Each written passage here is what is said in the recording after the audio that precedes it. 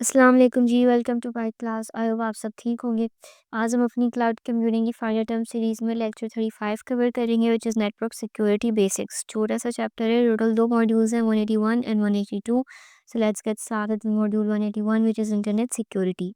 Internet security basically computer security की एक branch है जो फोकस करती है इंटरनेट से होने वाले नुकसान पर, जो आपके सिस्टम को नुकसान पहुंच सकता है इंटरनेट से कनेक्टेड होने की वजह से, वो हम पढ़ेंगे। इन सिंपल वर्ड्स, हर वो चीज़ इंटरनेट सिक्योरिटी के अंडर आती है जो आपके सिस्टम को नुकसान पहुंचा सकती है just because you are connected to the internet. So कुछ मेजर इंटरनेट बेस्ड थ्रेट्स कौन कौन सी होती हैं। अच्छा, थ्रेट का वर्ड अब हम यहाँ पे बार-बार इस्तेमाल करेंगे तो आपको पता होना चाहिए। थ्रेट का वैसे मीनिंग होता है धमकी देना, लेकिन यहाँ पर हम लोग का थ्रेट से मुराद है कि कोई ख़तरा या फिर कोई नुकसान जो आपके सिस्टम को पहुँच सकता है। तो यहाँ पे हम कुछ मेजर इंटरनेट बेस्ड थ्रेट्स पढ़ रहे हैं, यानी आपके सिस्टम को इंटरनेट से कनेक्टेड होने की वजह से कुछ मेजर नुकसान कौन-कौन से पहुँच सकते हैं। कोई भी अगर अनऑथराइज्ड एक्सेस के ज़रिए आपके कंप्यूटर सिस्टम को हैक कर पा रहा है, ईमेल अकाउंट्स को चेक कर पा रहा है और फ़िशिंग ईमेल्स और स्कैम ईमेल्स आपको सेंड कर पा रहा है। वेबसाइट्स में अनऑथराइज्ड एक्सेस के ज़रिए अगर कोई एक्सेस कर पा रहा है और आपकी जो पर्सनल सेंसिटिव इंफॉर्मेशन है, जैसे कोई आपकी आईडी पासवर्ड और जो क्रेडेंशियल्स होते हैं या फिर आपकी कोई बैंकिंग डिटेल्स हैं, तो ये सब अगर कोई अनऑथराइज्ड एक्सेस के ज़रिए हासिल कर पा रहे हैं, तो ये सारी चीज़ें इंटरनेट थ्रेट्स के अंडर आती हैं। यानी इंटरनेट से कनेक्टेड होने की वजह से ये कुछ नुकसानात आपके सिस्टम को हो सकते हैं। इसके अलावा जो अदर कॉमन इंटरनेट थ्रेड्स हैं, उनमें वायरसेस होती हैं, मैलवेयर्स होती हैं, जो हम पहले भी पढ़ चुके हैं, जो आपके सिस्टम को नुकसान पहुँचाते हैं, वो भी हम उसकी टाइप्स भी पढ़ चुके हैं। इसके अलावा सोशल इंजीनियरिंग भी एक कॉमन थ्रेड होता है। इसमें बेसिकली कोई ये वायरस या मैलवेयर नहीं होता, बट इसमें क्या होता है कि जो कंप्यूटर यूज़र्स होते हैं, उनको इस तरह से ट्रिक किया जाता है कि वो खुद अपना पर्सनल इन्फो जो है वो हैकर्स को और जो भी ये स्कैमर्स होते हैं उनको दे देते हैं। ये यूजुअली वो लोग होते हैं जिनको इतनी ज़्यादा नॉलेज नहीं होती कंप्यूटर्स की और सिस्टम्स की। तो ऐसे लोगों का इस्तेमाल करके उनकी क्रेडेंशियल्स ले लिए जाती हैं। तो इसमें ये जो सोशल इंजीनियरिंग अटैक्स होते हैं, ये ज़्यादातर इंसान ही करते हैं, मशीन्स वगैरह ये ऑटोमेटिक नहीं होती। नाउ इन थ्रेट्स से हम बच कैसे सकते हैं, तो अब हम वो पढ़ेंगे। सबसे पहला होता है secure socket layer, SSL. SSL क्या होता है? ये एक सिक्योरिटी प्रोटोकॉल होता है जो आपकी कम्युनिकेशन को इनक्रिप्ट करता है वेब ब्राउज़र यानी जो यूज़र है उसके दरमियान और वेब सर्वर यानी कि वेबसाइट के दरमियान। ना एन्क्रिप्शन का मतलब हम पहले भी पढ़ चुके हैं। एन्क्रिप्शन का मतलब होता है कि जो आपका डेटा ट्रांसफ़र हो रहा है उसको अनरीडेबल फॉर्म में कन्वर्ट कर देना, ताकि अगर कोई अटैकर बीच में उसको हैक कर भी पाता है, उसको देख भी पाता है, तो उसे कुछ समझ ना आए। नाउ ये एसएसएल काम कैसे करता है वो हम स्टेप बाय स्टेप देखते हैं। सबसे पहले आपकी वेबसाइट जो है उसमें आपको एसएसएल इनेबल करना पड़ता है और आपकी वेबसाइट जो है वो एसएसएल को सपोर्ट करती हो। इसके बाद जब आप अपनी पीसी पर इनेबल कर लेते हैं एसएसएल, तो इसके बाद आप जब भी कोई वेबसाइट ओपन करते हैं, तो आपका ब्राउज़र उस वेबसाइट से एक सिक्योर सेशन रिक्वेस्ट करता है। इसके बाद जो वेबसाइट होती है वो आपके ब्राउज़र को एक एसएसएल सर्टिफ़िकेट भेजती है। ये जो सर्टिफ़िकेट होता है, ये सर्टिफ़िकेट अथॉरिटी के ज़रिए इशू किया जाता है और ये ऑथेंटिक होता है। इसके बाद जो ब्राउज़र है वो उस सर्टिफ़िकेट को वेरीफ़ाई करता है। यानी ये चेक करता है कि सर्टिफ़िकेट वैलिड है या नहीं, और ये एक किसी ट्रस्टेड सर्टिफ़िकेट अथॉरिटी के ज़रिए इशू किया गया है या नहीं। इसके बाद एक सिक्योरि सेशन की जनरेट की जाती है और ये सेशन की आपका ब्राउज़र जनरेट करता है और उसको शेयर कर देता है वेबसाइट के साथ। इसके बाद एक एन्क्रिप्टेड कम्युनिकेशन स्टार्ट हो जाती है, जो भी डेटा, पासवर्ड और डिटेल्स आपकी होती है वो सब एन्क्रिप्टेड होती है।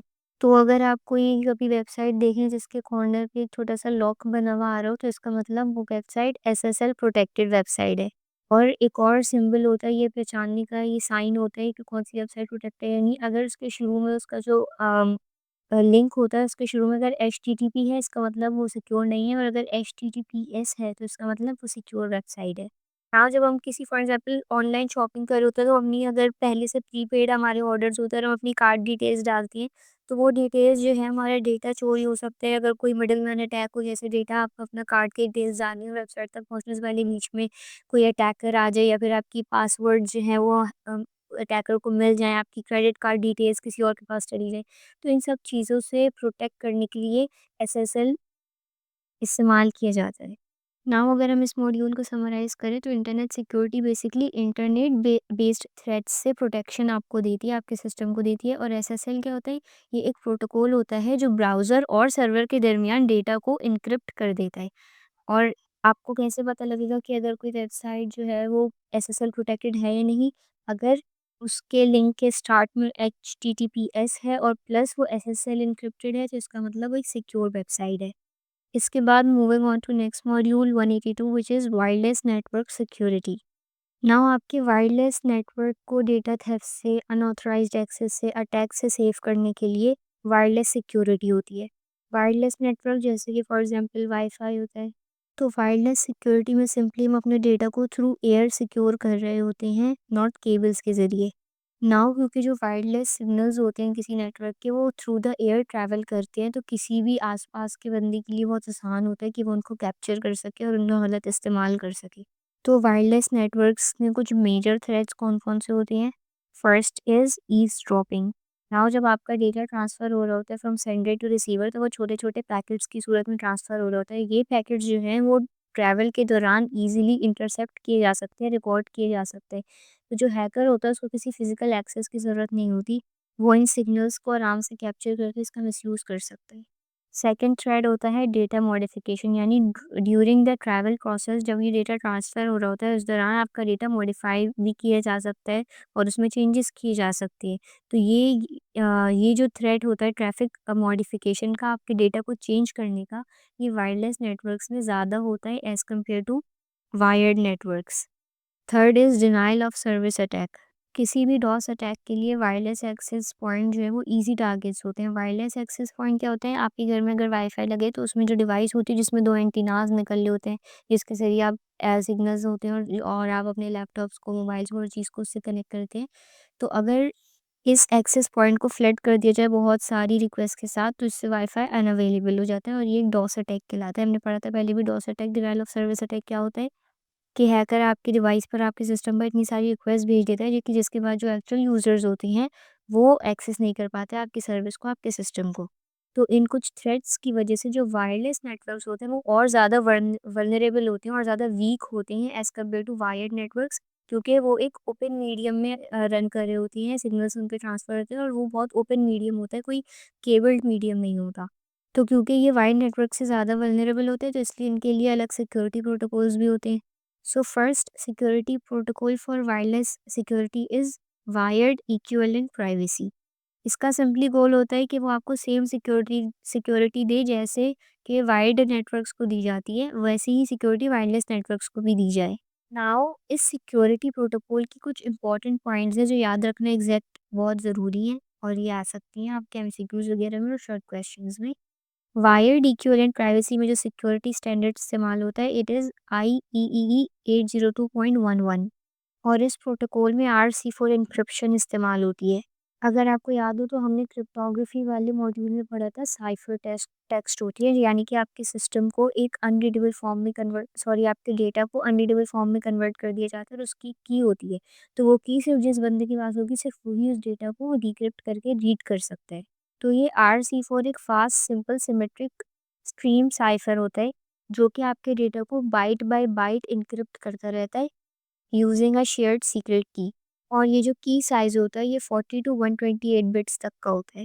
नाउ इस प्रोटोकॉल के कुछ जहाँ बेनिफिट्स हैं वहाँ पे इसके कुछ फ्लॉज़ भी हैं, क्योंकि इसमें बहुत फर्स्ट इसमें बहुत सारे सिक्योरिटी फ्लॉज़ हैं, इसको कॉन्फ़िगर करना बहुत ज़्यादा मुश्किल है और ये बहुत ईज़ी होता है क्रैक करने के लिए हैकर्स के लिए। सो इन शॉर्ट याद रखने वाली बात ये है कि ये वाला जो प्रोटोकॉल है वो इनसिक्योर होता है और अब बहुत ज़्यादा ऑब्सोलीट हो चुका है। पहले इस्तेमाल किया जाता था, अब इससे ज़्यादा एडवांस प्रोटोकॉल्स आ चुके हैं। सो सेकंड प्रोटोकॉल होता है वाईफाई प्रोटेक्टेड एक्सेस। ये आप कह सकती हैं वायर्ड इक्विवेलेंट प्राइवेसी का एक टेम्परेरी रिप्लेसमेंट होता है। यानी कि इससे ज़्यादा और प्रोटेक्टेड और एडवांस प्रोटोकॉल्स मौजूद हैं, लेकिन जब वो प्रोटोकॉल्स क्रिएट किए जा रहे थे तब ये वाला टेम्परेरी तौर पर इस्तेमाल किया जाता था protocol WiFi protected access. Now ये ज़्यादा सिक्योर इसलिए है फ्रॉम वायर्ड इक्विवेलेंट प्राइवेसी, क्योंकि इसमें RC4 एन्क्रिप्शन के अलावा TKIP एन्क्रिप्शन भी इस्तेमाल की जाती है। TKIP का मतलब होता है टेम्पोरल की इंटेग्रिटी प्रोटोकॉल। ये बेसिकली एक पुराना वाईफाई एन्क्रिप्शन स्टैंडर्ड डिज़ाइन किया गया था ताकि वायर्ड इक्विवेलेंट प्रोटोकॉल से टेम्परेरी तौर पर अपग्रेड किया जा सके, इम्प्रूव किया जा सके सिक्योरिटी को। सो यहाँ पर याद रखने वाली बात ये है कि जो ये WPA वाईफाई प्रोटेक्टेड एक्सेस है, ये WEP यानी कि वाइड इक्विवेलेंट प्राइवेसी से ज़्यादा थोड़ा इम्प्रूव हुआ और इससे थोड़ा ज़्यादा सिक्योर होता है, बट स्टिल क्योंकि ये RC4 एन्क्रिप्शन इस्तेमाल करता है, इससे ज़्यादा और एडवांस सिक्योरिटी प्रोटोकॉल्स मौजूद हैं। So third is WPA2 WiFi protected access 2। इसमें जो IEEE का स्टैंडर्ड इस्तेमाल हुआ दैट वाज़ 802.11i। ये जो है अब तक का सबसे ज़्यादा सिक्योर वायरलेस स्टैंडर्ड समझा जाता है, जिसकी वजह है इसके कुछ फीचर्स जैसे कि एडवांस एन्क्रिप्शन स्टैंडर्ड इसमें इस्तेमाल हुआ है और CCMP यानी counter mode with cipher block chaining message authentication code protocol. ये इस प्रोटोकॉल का पूरा इतना बड़ा सा नाम है और ये दोनों प्रोटोकॉल के नाम आपको याद होने चाहिए जो कि किस में इस्तेमाल हुए हैं WPA2 में। इसके अलावा कुछ एक्स्ट्रा फीचर्स जो हैं, ये प्रोटोकॉल सीमलेस रोमिंग अलाउ करता है। सीमलेस रोमिंग का मतलब होता है कि आपकी जो वायरलेस डिवाइस है, वो डिफरेंट एक्सेस पॉइंट्स के बीच में एक जगह से दूसरी जगह मूव कर सकती है सेम नेटवर्क के अंदर बगैर अपनी कनेक्टिविटी लूज़ किए। जैसे कि अगर आपके घर में वाईफ़ाई लगा है, तो जिस रूम में वाईफ़ाई राउटर लगा है, सिर्फ़ उस रूम में आपका सिग्नल्स नहीं आते, बल्कि पूरे घर में सिग्नल्स आते हैं। इसी तरह अगर आप 4G यूज़ कर रहे हैं, आप अपना फ़ोन में 4G यूज़ कर रहे हैं और आप किसी बाइक पे जा रहे हैं, आप मुसलसल ट्रैवल कर रहे हैं, तो इस प्रोटोकॉल की वजह से विदाउट एनी इंटरप्शन बगैर कोई कनेक्टिविटी लूज़ किए स्टिल कनेक्टेड रहते हुए भी आप इस्तेमाल कर सकते हैं। क्यों? क्योंकि आपने देखा होगा जैसे वो जो सिग्नल टावर्स लगे हुए होते हैं वो डिफरेंट डिफरेंट लोकेशन पे लगे होते हैं और वो एक स्पेसिफिक एरिया कवर कर रहे होते हैं। तो जब आप किसी एक टावर की एरिया से बाहर निकलेंगे तो फ़ौरन से किसी दूसरे टावर के एरिया में एंटर करेंगे, जिसकी वजह से आप विदाउट इंटरप्ट किए अपनी एक्टिविटी को आप स्टिल यूज़ कर सकते हैं, अपने जो भी आप 4G या फिर जो भी वायरलेस नेटवर्क इस्तेमाल कर रहे हैं। तो इन कुछ फीचर्स की वजह से WPA2 जो है वो वायरलेस सिक्योरिटी प्रोटोकॉल में सबसे ज़्यादा सिक्योर होता है। जल्दी से एक कंपैरिजन करते हैं। सबसे पहला प्रोटोकॉल पढ़ा हमने WEP वायर्ड इक्विवेलेंट प्राइवेसी। इसमें RC4 एन्क्रिप्शन इस्तेमाल की होती है और ये सबसे ज़्यादा वीक सिक्योरिटी देता है। ये अब यूज़ भी नहीं होता क्योंकि इससे ज़्यादा एडवांस प्रोटोकॉल आ चुके हैं, ये ऑब्सोलीट हो चुका है। सेकंड होता है WPA वाईफाई प्रोटेक्टेड एक्सेस। ये स्लाइटली बेटर होता है WEP से क्योंकि इसमें RC4 के साथ-साथ TKIP प्रोटोकॉल भी इस्तेमाल हो रहा था एन्क्रिप्शन का। लेकिन इन दोनों से ज़्यादा सिक्योर और सबसे ज़्यादा वायरलेस सिक्योरिटी प्रोटोकॉल होता है WPA2 वाईफाई प्रोटेक्टेड एक्सेस 2 क्योंकि इसमें कौन से 2 प्रोटोकॉल्स इस्तेमाल होते हैं AES एडवांस एन्क्रिप्शन स्टैंडर्ड और CCMP counter mode with cipher block चेनिंग message authentication code protocol. यह इस अब तक का सबसे ज़्यादा एडवांस्ड और मोस्ट सिक्योर प्रोटोकॉल है फॉर वायरलेस सिक्योरिटी। अगर हम इस मॉड्यूल को समराइज़ करें वायरलेस सिक्योरिटी का मतलब होता है कि अपनी वायरलेस कम्युनिकेशन को अनऑथराइज्ड एक्सेस से कैसे प्रोटेक्ट करना वो वायरलेस सिक्योरिटी के अंदर आता है। 3 स्टैंडर्ड्स पढ़े WEP, WPA एंड WPA2 और इनमें से सबसे ज़्यादा सिक्योर होता है WPA2 जो कि सबसे एडवांस और अपडेटेड होता है, आजकल इस्तेमाल होता है। हमारा ये मॉड्यूल दोनों यहीं पे ख़त्म हुए। Now let's move on to the test phase. मैं एमसीक्यूज़ पढ़ूँगी और आपने कमेंट्स में राइट आंसर्स बताने हैं। First MCQs is SSL is mainly used to SSL क्यों इस्तेमाल किया जाता है? तो रीज़न आपने बताना है। Then second MCQs is which entity issues the security certificate used in SSL? SSL में जो सिक्योरिटी सर्टिफिकेट वेबसाइट भेजती है ब्राउज़र को, वो सिक्योरिटी सर्टिफिकेट कौन इशू करता है, उसका नाम बताना है। Then third is which wireless security protocol was the first IEEE 802.11 standard? कौन सा वायरलेस सिक्योरिटी प्रोटोकॉल है जो फर्स्ट IEEE 802.11 सिक्योरिटी स्टैंडर्ड इस्तेमाल करता है? Then fourth and last MCQs is why is WEP wired equivalent privacy considered insecure? WEP को क्यों insecure समझा जाता है वो रीज़न आपने बताना है। हमारा ये चैप्टर यहीं पे ख़त्म हुआ। जो भी एमसीक्यूज़ के आंसर है वो कमेंट करें, वीडियो को लाइक करें, शेयर करें अपने फ्रेंड्स के साथ और चैनल को सब्सक्राइब करें। टिल द नेक्स्ट वीडियो, अल्लाह हाफ़िज़।